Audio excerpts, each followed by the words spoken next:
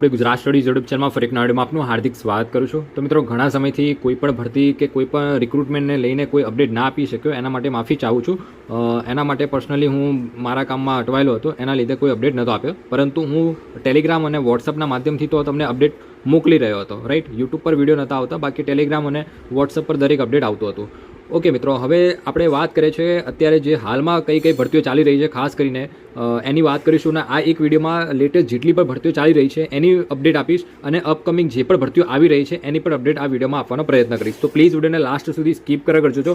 And બીજું મિત્રો, તમને રિક્વેસ્ટ, તો મિત્રો બધી જ અપડેટ છે એ આપણા ટેલિગ્રામ અને વોટ્સઅપ ગ્રુપ છે, એમાં બધી જ રિક્રુટમેન્ટની અપડેટ આવતી હોય છે. જેમ કે અહીંયા તમે જોઈ શકો, ટેલિગ્રામ પર રેગ્યુલર અપડેટ કરતા રહેતા હોય છે. ઓકે, તો જોઈન ના કર્યો તો જોઈન કરી લેજો, ત્યાં તમને રેગ્યુલર અપડેટ મળતી રહેશે. વધુ ડાયવેસ કરેલ વિડીયો પર આપણે વાત કરીએ કે કઈ કઈ ભરતીઓ અત્યારે લેટેસ્ટ ચાલી રહી છે. તો મિત્રો, આજના વિડીયોમાં આપણે ઘણી બધી ભરતીઓ વિશે ડિટેલમાં વાત કરવાની છે. એમાંની એક આ ભરતી છે, અમદાવાદ મ્યુનિસિપલ કોર્પોરેશનમાં ભરતી આવેલી છે. કોઈ પણ પરીક્ષા નથી, લગભગ પરીક્ષા વગર જ આમાં સિલેક્શન થવાનું છે. અને આ જે ભરતી છે એ મિત્રો ફાયર એન્ડ ઇમરજન્સી સર્વિસ વિભાગમાં આ વેકેન્સી આવેલી છે. હવે મિત્રો, અહીંયા તમે વાંચી શકો કે જગ્યાનું નામ શું આપેલું છે, તો સહાયક ફાયરમેન. હવે અહીંયા મિત્રો તમને પ્રશ્ન થશે કે આમાં તો સર્ટિફિકેટ માંગશે ફાયરનું. ના મિત્રો, કોઈ સર્ટિફિકેટ નથી, તો પણ તમે આનું ફોર્મ ભરી શકશો, સિલેક્શન મેળવી શકશો. ઓકે, શું છે પહેલાં સંપૂર્ણ માહિતી મેળવી લો. ઓકે, હવે અહીંયા તમે જોઈ શકો પગાર ધોરણની વાત કરીએ તો મિત્રો હાલ ફિક્સ વેતનથી 26,000 3 વર્ષ સુધી, ત્યારબાદ કામ કરીને મૂલ્યાંકનને ધ્યાનમાં લઈ લેવલ 2 મુજબ, એટલે કે લેવલ 2ની જોબ છે, પછી તમને જે સેલેરી તમારી જે રેગ્યુલર સેલેરી મળતી હોય છે એ પ્રમાણે સેલેરી મળશે. પહેલાં 3 વર્ષ માટે ફિક્સ પે 26,000 રૂપિયા મળશે. અને આમાં વેકેન્સીની વાત કરીએ મિત્રો કે ટોટલ વેકેન્સી કેટલી આવેલી છે, તો ટોટલ 172 જેટલી વેકેન્સી છે. કેટેગરી વાઇઝ પણ વેકેન્સી તમે જોઈ શકો કે કઈ કેટેગરીમાં કેટલી વેકેન્સી છે. હવે મિત્રો, ઉંમર મર્યાદાની વાત કરીએ કે આમાં એલિજિબિલિટી ક્રાઇટેરિયા શું છે, કોઈ ફોર્મ કોણ ભરી શકશે, તો ઉંમરની વાત કરીએ તો ઓછામાં ઓછા 18 વર્ષ અને વધુમાં વધુ 32 વર્ષથી વધારે ઉંમર ના હોવી જોઈએ. બાકી તમને કેટેગરી પ્રમાણે જે ઉંમરમાં છૂટછાટ મળતી હોય છે એ બધી ઉંમરમાં છૂટછાટ તમને મળી જશે. રાઈટ, ત્યાર પછી શારીરિક લાયકાતની વાત કરીએ તો મિત્રો આમાં શારીરિક લાયકાત શું આગળ છે, કેમ કે આમાં ફિઝિકલ ટેસ્ટ પણ લેવામાં આવતું હોય છે, તો ફિઝિકલ ક્રાઇટેરિયા પર તમારે ખૂબ ધ્યાનથી સમજવો જરૂરી છે. તો ઊંચાઈની વાત કરીએ તો ઓછામાં ઓછી 165 સેન્ટીમીટર 165 સેન્ટીમીટર હાઇટ હોવી જોઈએ. અને વજનની વાત કરીએ તો 50 કિલોગ્રામ વજન હોવું જોઈએ. છાતીનું માપ તમારે સામાન્ય 76 સેન્ટીમીટરની તમારી છાતી હોવી જોઈએ અને ફૂલાવીને 81 સેન્ટીમીટર થવી જોઈએ. બરાબર, ત્યાર પછી શારીરિક ગેરલાયકાતની વાત કરીએ કે શારીરિક જે પણ ખામીઓ હોય છે એ આ બધી ખામીઓ ના હોવી જોઈએ. જેમ કે તમારી જે દ્રષ્ટિ છે, દ્રષ્ટિની ખામી ના હોવી જોઈએ. આંખ અન્ય ખામી જેવી કે કલર બ્લાઇન્ડનેસ છે, ત્રાંસી આંખ છે, ફ્લેટ ફી છે, જે પણ તમારે અહીંયા તમે વાંચી શકો કે આ બધી ખામી ધરાવતા હોય તો તમે આમાં ફોર્મ નહીં ભરી શકો. ઓકે, તો એ ખાસ ધ્યાનમાં રાખવાનું છે. પછી મિત્રો આવે છે તમારું ફિઝિકલ ક્રાઇટેરિયા ફૂલફિલ કરો છો, પછી તમારું જે કહેવાય કે લાયકાતની વાત કરીએ, જેમ કે શારીરિક ક્ષમતાની જે લાયકાત માગેલી છે કે તમારે આમાં કેટલા શું ક્રાઇટેરિયા રાખવામાં આવેલો છે. જેમ કે ફિઝિકલ એફિશિયન્સી ટેસ્ટની વાત કરીએ તો લાંબી કૂદ હોય છે મિત્રો, 3.80 મીટર તમારે લાંબો કૂદકો મારવાનો છે. ઊંચી કૂદની વાત કરીએ તો 1 મીટર જેટલો ઊંચી કૂદ છે. 800 મીટર રનિંગ છે એ તમારે 200 સેકન્ડમાં પૂરું કરવાનું છે, એટલે કે લગભગ 3 મિનિટ અને 20 સેકન્ડ જેટલો તમને સમય મળશે 800 મીટર રનિંગ માટે. અને 200 મીટર સ્વિમિંગ છે એ 300 સેકન્ડમાં તમારે કમ્પ્લીટ કરવાનું છે. આ છે તમારે ફિઝિકલ ટેસ્ટ. બરાબર, તો આ ટેસ્ટના આધારે તમને માર્ક્સ પણ મળતા હોય છે. જેમ કે અહીંયા તમે જોઈ શકો કે આમાં બેઝિકલી તમારું સિલેક્શન છે ને એ પરફોર્મન્સના માર્ક્સના આધારે થશે, એટલે કે તમે જેવું પરફોર્મન્સ કરશો એવા માર્ક્સ બનશે અને એ માર્ક્સના આધારે તમારું મેરિટ બનશે. ઓકે, અને એવી જ રીતે બોનસ માર્ક્સ પણ મળતા હોય છે. જેમ કે બોનસ માર્ક્સ એના હોય છે તો 10મામાં તમારા જેટલા પણ પર્સન્ટેજ આવ્યા હોય એટલા 100માંથી તમારા પર્સન્ટેજના માર્ક્સ ગણવામાં આવશે. બીજું કે તમારા ગ્રેજ્યુએશનમાં જે માર્ક્સ હોય તો ગ્રેજ્યુએશનના હિસાબથી તમને અલગ માર્ક્સ મળશે. એન્જિનિયરિંગ કરેલું હોય તો એના 40થી 50 માર્ક્સ મળતા હોય છે. એવી રીતે અલગ અલગ ક્રાઇટેરિયા હોય છે. બધું જ ક્રાઇટેરિયા અહીંયા નોટિફિકેશનમાં મેન્શન કરેલું છે, એક નાની વાત. બરાબર, તો અહીંયા વાત કરેલી છે. અહીંયા તમને માર્ક્સ, જેમ કે લાંબી કૂદ છે, લાંબી કૂદ 3.80 મીટર છે. બરાબર, તો એના પરફોર્મન્સના આધારે તમને 10થી લઈને 100 સુધીના માર્ક્સ તમને મળશે. બરાબર, તમે મિનિમમ ઓછામાં ઓછી 3.80નો કૂદકો તો મારવાનો છે મીટર. બરાબર, એનાથી વધારે તમે કૂદકો મારો છો, જેમ કે તમે માની લો કે 4.70 મીટર અથવા તો એનાથી વધારે તમે કૂદકો મારો છો તો તમને 100માંથી 100 માર્ક્સ મળશે. અને બાકી 3.80 જે ક્રાઇટેરિયા છે એટલો જ કૂદકો લગાવો છો તો તમને 10 માર્ક્સ મળશે. બરાબર, અને આનાથી પણ ઓછો કૂદકો લગાવો છો તો ડિસ્કોલિફાય કરશે, ફેલ કરશે. બરાબર, તો મિનિમમ ક્રાઇટેરિયા તો તમારે ફૂલફિલ કરવાનો જ છે, જે અહીંયા મિનિમમ આપેલો છે.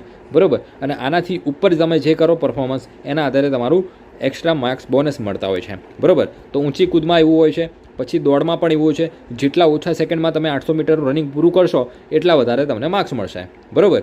સ્વિમિંગમાં પણ સેમ એ રીતનું છે. બીજું, ઓછામાં ઓછા SSC એટલે કે 10માની જે માર્કશીટ હોય, ઓકે, તો એમાં 100 માર્ક્સમાંથી તમારે જે પર્સન્ટેજ હોય, જેમ કે 65% માર્ક્સ આવ્યા તમારે, તો 65 બોનસ માર્ક્સ મળશે, ઓકે. એવી જ રીતે 12મામાં પણ વધારાના 25 ગુણ આપવામાં આવશે. એમાં પર્સન્ટેજના બેઝ ઉપર નહીં મળે. એમાં તમે 12મું ક્લિયર હોય તો તમને 25 માર્ક્સ ગણવામાં આવશે, બરાબર. અથવા તમે ડિગ્રી, ડિપ્લોમા, એન્જિનિયરિંગ કરેલું હોય તો એના અલગથી માર્ક્સ મળશે, ઓકે. તો આને કહેવામાં આવતા હોય છે શૈક્ષણિક લાયકાતને અનુરૂપ તમારા બોનસ માર્ક્સ, બરાબર. એવી જ રીતે મિત્રો વાત કરીએ કે તાલીમની વાત કરીએ તો મિત્રો આમાં તમને ટ્રેનિંગ પણ મળશે. 6 માસની તમારે ટ્રેનિંગ લેવાની રહેશે અને તાલીમમાં પણ જે તમારી પરીક્ષા લેવામાં આવતી હોય છે, ફિઝિકલ ટેસ્ટ હોય છે, કોઈ પણ રિટન ટેસ્ટ પણ હોઈ શકે, તો એ રિટન ટેસ્ટ, ફિઝિકલ ટેસ્ટ ત્યાં પણ તમારે ટ્રેનિંગમાં પણ સારું પરફોર્મન્સ બતાવવાનું હોય છે, બરાબર. તો ત્યાંના પણ તમને પરીક્ષા પાસ કરવાની કમ્પલસરી જરૂરી રહેશે. પસંદગી પ્રક્રિયાની વાત કરીએ તો મિત્રો સૌપ્રથમ તમારી શારીરિક લાયકાતની ચકાસણી થશે. એમાં ઉત્તીર્ણ થવાનું રહેશે અને એમાં ઉત્તીર્ણ થઈને પછી તમારી શારીરિક કસોટી લેવામાં આવશે, એટલે કે જે ક્ષમતા કસોટી, એટલે કે રનિંગ છે, સ્વિમિંગ છે, એ વગેરે, એ પણ ક્લિયર કરો. પછી તમને શારીરિક કસોટીના ધોરણે ઉત્તીર્ણ થનાર ઉમેદવારને શારીરિક ક્ષમતા કસોટીમાં કુલ ગુણ અને ઉમેદવારે શૈક્ષણિક લાયકાતમાં દર્શાવેલ ધોરણ મુજબ મેળવેલ ગુણ સરવાળો કરીને મેળવેલ ગુણના આધારે મેરિટ યાદી તૈયાર કરવામાં આવશે અને આગળની પ્રક્રિયા માટે સ્ટાફ સિલેક્શન કમિટી સમક્ષ રજૂ કરવામાં આવશે. એટલે મેં તમને કીધું એ પ્રમાણે કે પહેલાં ફિઝિકલ ટેસ્ટ લેવાશે, જે કહેવાય શારીરિક કસોટી છે વગેરે વગેરે, એ ક્વોલિફાય કરવાનું છે, એના માર્ક્સ છે. પછી તમારા શૈક્ષણિક લાયકાતના આધારે જે પણ તમારા માર્ક્સ, બોનસ માર્ક્સ મળતા હોય છે એ બધાનું ટોટલ કરીને તમારું મેરિટ બનાવવામાં આવશે અને એના આધારે તમારું ફાઇનલ સિલેક્શન થશે. તો આ પ્રકારે સિલેક્શનની પ્રક્રિયા છે.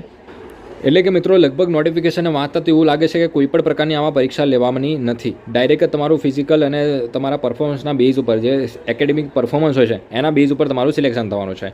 પરીક્ષા ફીની વાત કરીએ તો 250 રૂપિયા એ પ્રમાણે તમારી પરીક્ષા ફી ઓનલાઈન ફોર્મ ભરતી વખતે માંગવામાં આવશે, બરાબર. તો એ પરીક્ષા ફી પે કરવાની રહેશે જ્યારે તમે ઓનલાઈન ફોર્મ ભરો છો. તો ઓનલાઈન ફોર્મ ભરવા માટે મિત્રો નંબર આપેલો છે નીચે, તમને સ્ક્રીન ઉપર નંબર દેખાતો છે. એ નંબર ઉપર તમારે વોટ્સઅપ મેસેજ કરવાનો છે. ઘરે બેઠા તમને આનું ફોર્મ ભરવામાં આવશે. અને બીજું કે મિત્રો આમાં તમારા જે કહેવાય ને કે માર્ક્સના આધારે તમારે માર્ક્સ પણ એન્ટર કરવાના છે. તો ફોર્મ ભરતી વખતે ખાસ ધ્યાન રાખવાનું છે, જેટલા એક્ઝેક્ટ માર્ક્સ છે એકેડેમિકના એ બધા સારી રીતે વ્યવસ્થિત કેલ્ક્યુલેટ કરીને પર્સન્ટેજ નીકાળીને તમારે માર્ક્સ ફિલ કરવાનો છે. જો કોઈ પણ ડેટા 0.25 પણ ખોટા એન્ટર થઈ જશે, ડેટા વધારે અથવા ઓછા, તો પણ તમારું મેરિટ ઉપર એની અસર પડશે, ઓકે મિત્રો. વધારે પણ નહીં મૂકી શકો અને ઓછા પણ નહીં મૂકી શકો. એટલે ખાસ એ વાતનું ફોર્મ ભરતી વખતે ધ્યાન રાખવાનું છે, કેમ કે તમારું ફોર્મના આધારે જ તમારું સિલેક્શન થવાનું છે, ટૂંકમાં એવું કહી શકાય આપણે, બરાબર. જેવી માહિતી ભરશો એ આધારે તમારું મેરિટ બનશે, બરાબર. ત્યાર પછી આગળ વાત કરીએ તો મિત્રો તમારી જે કેટેગરી પ્રમાણે એનો લાભ લેવો હોય તો તમારે SC STનું જે સર્ટિફિકેટ હોય છે એ સર્ટિફિકેટ જોઈશે. OBC કેટેગરીમાંથી હોય તો નોન ક્રિમિનલ છે, આ પ્રમાણેનું લેટેસ્ટ તમારે હોવું જોઈએ, બરાબર. 3 વર્ષથી વધારે જૂનું ના જોઈએ, રાઈટ. તો આ પ્રમાણેની વાત કરેલી છે નોટિફિકેશનમાં. અને ફોર્મ ભરવાની વાત કરીએ મિત્રો, ફોર્મ ભરવાનું ક્યારથી સ્ટાર્ટ થશે તો પાસેથી 14 મે 2000 રોજથી કલાક સુધી મળે તે રીતે ફક્ત ઓનલાઈન અરજી મંગાવવામાં આવે છે. એટલે કે ઓનલાઈન ફોર્મ ભરવાનું સ્ટાર્ટ થઈ ગયેલું છે અને 14 મે 2026 ફોર્મ ભરવા માટેની છેલ્લી તારીખ આપી દીધી છે, બરાબર. તો ફોર્મ ભરવાનું ઓલરેડી સ્ટાર્ટ છે. નીચે સ્ક્રીન ઉપર તમને નંબર દેખાતો હશે, તમે વોટ્સઅપ મેસેજ કરી શકો છો. હવે ત્યાર પછી ભરતીની વાત કરીએ તો બીજી જે ભરતી આવેલી છે એ BMCમાં આવેલી છે, એટલે કે ભાવનગર મહાનગરપાલિકામાં ભરતી આવેલી છે. અને એમાં તમે જોઈ શકો કે ફોર્મ ભરવાનું ક્યારથી સ્ટાર્ટ થશે તો 10 મેથી ફોર્મ ભરવાના સ્ટાર્ટ થશે અને 31 મે સુધી ફોર્મ ભરી શકશો. એટલે અત્યારે આના ફોર્મ ભરવાના સ્ટાર્ટ નથી થયા, કે આનું જે કહેવાય કે ડિટેલ નોટિફિકેશન હજુ નથી આવ્યું. જ્યારે ભરતી બોર્ડ ડિટેલ નોટિફિકેશન ડિક્લેર કરશે ત્યારે આપણે ડિટેલમાં એક સેપરેટ અલગ વિડીયો બનાવીશું. એમાં પરીક્ષા પદ્ધતિ છે, સિલેબસ છે, બધી જ વાત કરીશું. ડિટેલ નોટિફિકેશન છે એ 10 મે તમને જોવા મળશે, આપણે ટેલિગ્રામ ઉપર અપડેટ કરી દઈશું, બરાબર. હવે વાત કરીએ મિત્રો કે કઈ પોસ્ટ ઉપર ભરતી આવવાની છે BMC ભાવનગર મહાનગરપાલિકામાં, તો અહીંયા તમે જોઈ શકો આસિસ્ટન્ટ પ્રોગ્રામર એન્ડ સિસ્ટમ એનાલિસ્ટની વેકેન્સી છે. કુલ એક જ જગ્યા છે. અહીંયા કેટેગરી વાઇઝ તમે વેકેન્સી જોઈ શકશો. અહીંયા મારી પાસે જે નોટિફિકેશન છે ને મિત્રો એ પણ બ્લર છે, ઓકે. તો હું તમને વાંચીને દરેક પોસ્ટ વિશે માહિતી આપીશ. જેમ કે સબ ફાયર ઓફિસર છે, સિનિયર ફાયરમેન છે, પછી ફાયરમેન છે, ફાયરમેનની 55 વેકેન્સી છે. ફાયરમેન કમ ડ્રાઈવર છે, એમાં 34 વેકેન્સી છે. પછી ફાયર ટેકનિશિયનની છે, ફાયર ટેકનિશિયનની 5 વેકેન્સી છે, ઓકે. ત્યાર પછી વાત કરીએ તો મિત્રો લીગલ આસિસ્ટન્ટની વેકેન્સી છે, પછી સિનિયર ક્લર્ક છે, okay, senior clerk senior security assistant છે, પછી junior clerk junior security assistant છે, પછી જુનિયર ઓપરેટરની 7 વેકેન્સી છે, ઓકે, સિનિયર ક્લર્ક અને જુનિયર ક્લર્કની 1 જગ્યાના 8 જગ્યા છે, બરાબર. પછી સિટી એન્જિનિયર, જે લોકોએ સિવિલ એન્જિનિયરિંગ કરેલું હોય એ લોકો માટે 1 વેકેન્સી છે, પછી ગાયનેકોલોજિસ્ટની વેકેન્સી છે, પીડિયાટ્રિશિયનની 3 વેકેન્સી છે, એમ કરીને બીએમસીમાં ટોટલ 120 વેકેન્સી આવેલી છે. તો આ ભરતી માટે ઓનલાઈન ફોર્મ ભરવાના સ્ટાર્ટ નથી થયા. 10 મેથી ફોર્મ ભરવાના સ્ટાર્ટ થવાના છે. જ્યારે ફોર્મ ભરવાનું સ્ટાર્ટ થશે તમને આપણે ટેલિગ્રામ પરથી અપડેટ મળી રહેશે. હવે આગળ નેક્સ્ટ ભરતીની વાત કરીએ. હવે મિત્રો બીજી ભરતી પણ અત્યારે પંચાયત વિભાગની બહુ ખાસ એવી ભરતી ઉપર પોસ્ટ ઉપર અલગ અલગ વેકેન્સી ચાલી રહી છે. જેમ કે તમે જોઈ શકો કે પશુધન નિરીક્ષક છે, પછી ગ્રામ સેવક છે, મુખ્ય સેવિકા છે, લેબોરેટરી ટેકનિશિયન છે, લેબોરેટરી ટેકનિશિયન વર્ગ 3ની છે, ઓકે. ત્યાર પછી મલ્ટીપર્પઝ હેલ્થ વર્કર પુરુષ ઉમેદવાર માટે છે. ત્યાર પછી ફિમેલ હેલ્થ વર્કર છે, જુનિયર ફાર્માસિસ્ટ છે. તો આ બધી ભરતીઓ અત્યારે હાલમાં ગુજરાત પંચાયત વિભાગમાં પણ ચાલી રહી છે. એના ફોર્મ ભરવાના હાલમાં ચાલુ છે મિત્રો, અને દરેક પોસ્ટ માટે અલગ અલગ લાયકાત છે, ઓકે. તો જો મિત્રો તમારે આનો પણ ફોર્મ ભરવા માંગતા હોય તો નીચે નંબર આપેલો જ હશે, એ નંબર ઉપર તમારે વોટ્સઅપ મેસેજ કરવાનો છે અને આનું ફોર્મ ભરી આપીશું. અને લાસ્ટ ડેટ તમે જોઈ શકો કે 7 મે બધાની લાસ્ટ ડેટ છે, રાઈટ. તો છેલ્લી તારીખ પહેલાં ફોર્મ ભરી દેવું જોઈએ વહેલી તકે, ઓકે. ત્યાર પછી આગળ ભરતીની વાત કરીએ. ત્યાર પછી મિત્રો વાત કરીએ કે અત્યારે હાલમાં ગુજરાત મેટ્રો રેલ વિભાગમાં પણ ખાસ એવી વેકેન્સી ચાલી રહી છે અલગ અલગ પોસ્ટ ઉપર. જેમ કે તમે જોઈ શકો કે સ્ટેશન કંટ્રોલર હોય, ટ્રેન ઓપરેટરની વેકેન્સી છે, રાઈટ. એના માટે જે લોકોએ ડિપ્લોમા એન્જિનિયરિંગ કરેલું હોય એ લોકો એલિજિબલ છે.